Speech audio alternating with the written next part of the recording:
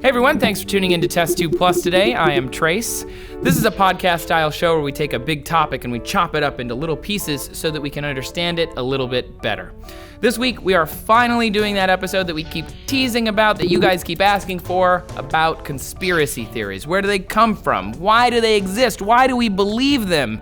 And what happens when they turn out to be true? But first, we have to tackle the basic question. Why is it that conspiracies happen? What's up with that? 9/11 was documented extensively in video, and that video is accessible all over the internet, so there are a lot of conspiracy theories related to 9/11. The thing about 9/11, though, is we didn't expect it to happen, so there was a lot of misreporting on that day. There were bombs on the ground, some people said. There were other planes in the air, some people said. There were car bombs parked outside of buildings, some people said. No one knew what was going on.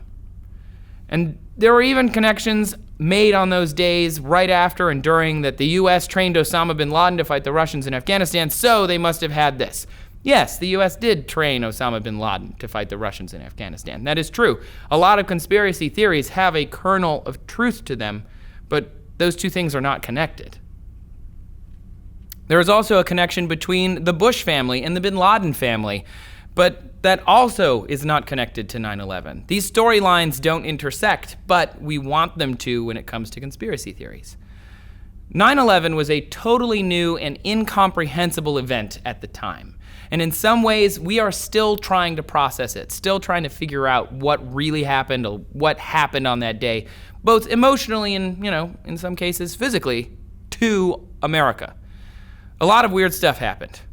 And no one was ready to capture it. No one was ready to report on it. There weren't people stationed downtown in New York waiting for things to happen, looking for the story.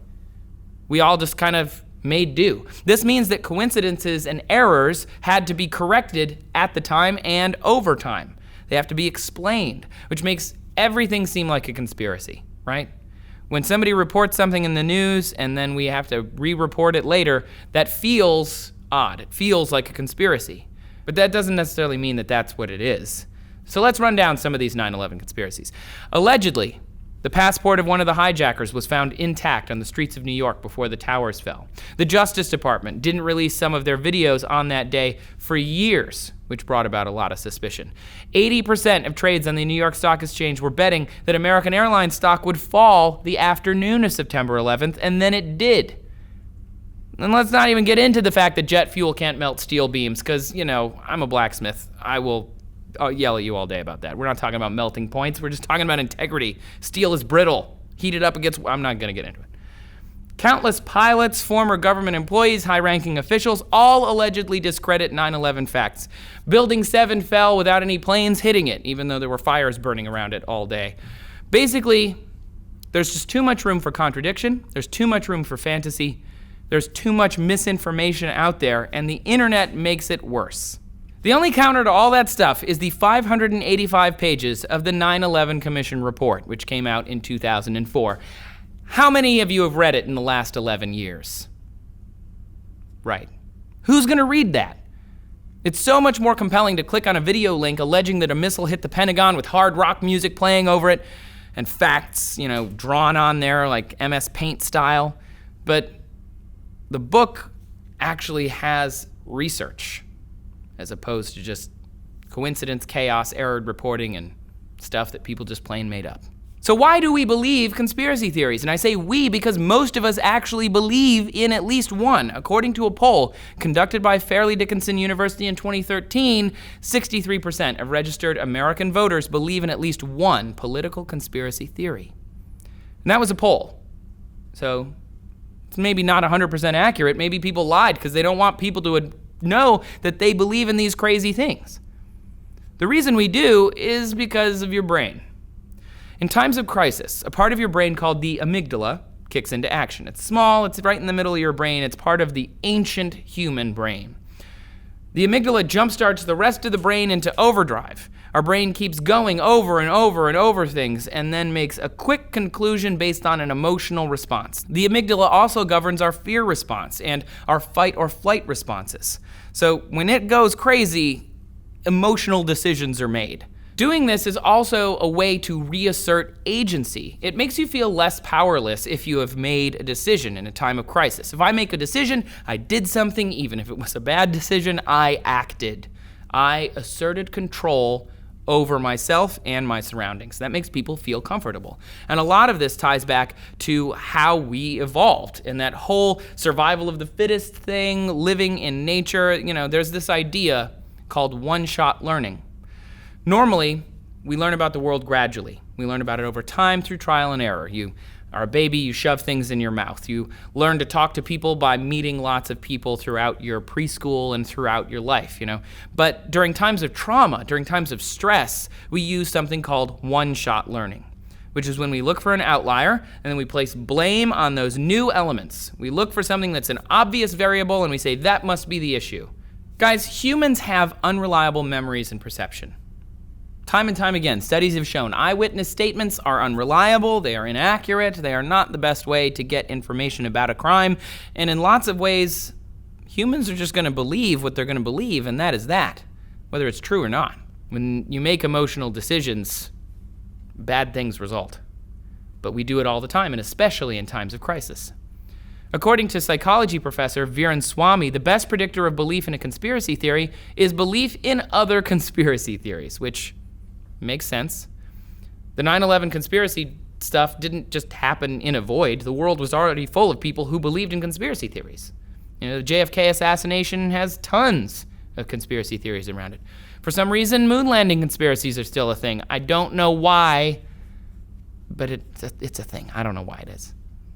But also, there are real conspiracy theories, things like Watergate, which were covered up, the Tuskegee syphilis experiment, MK Ultra, all sorts of stuff that we have done and then covered up. So skeptical thinking is, of course, warranted all the time. We should be skeptical about our government and big businesses and even, other people. But that doesn't mean we should go kind of crazy with it. On top of that, people are more prone to pay more attention to information that confirms beliefs they already have. This is called confirmation bias. On the internet, you can find confirmation for any of your beliefs. So whatever belief you have, the internet has a flavor that will fit that. Especially if that belief is one of these crazy conspiracies, or a conspiracy that might even have a kernel of truth to it. The backfire effect was coined by political scientists Brendan Nyhan and Jason Reifler, and they found the more facts you put out there to counteract confirmation bias, the more things that you say to try and convince people of the truth, the worse it gets. People become more entrenched in their own beliefs and less likely to go back. It's the backfire effect. It's almost like trolls, really. When it comes to the conspiracy theories, you just have to let people believe in them, and that is really hard. Just don't feed the trolls. Think of it this way. The more you talk about a thing, the more you acknowledge the crazy, the more ammo conspiracy theorists will have to twist into their own beliefs. We did a video on D News once that got a conspiracy theory going where someone said, well, the CEO of Discovery used to be the CEO of GE, and GE owns these plants that make these airplane things, and these airplane things are connected to this, thus conspiracy theory. And I was like, this is crazy. Although it's interesting that he knew the resume of our CEO and I didn't, it was still like, the more information you can find, the more of a narrative you can create, because that's how human brains work.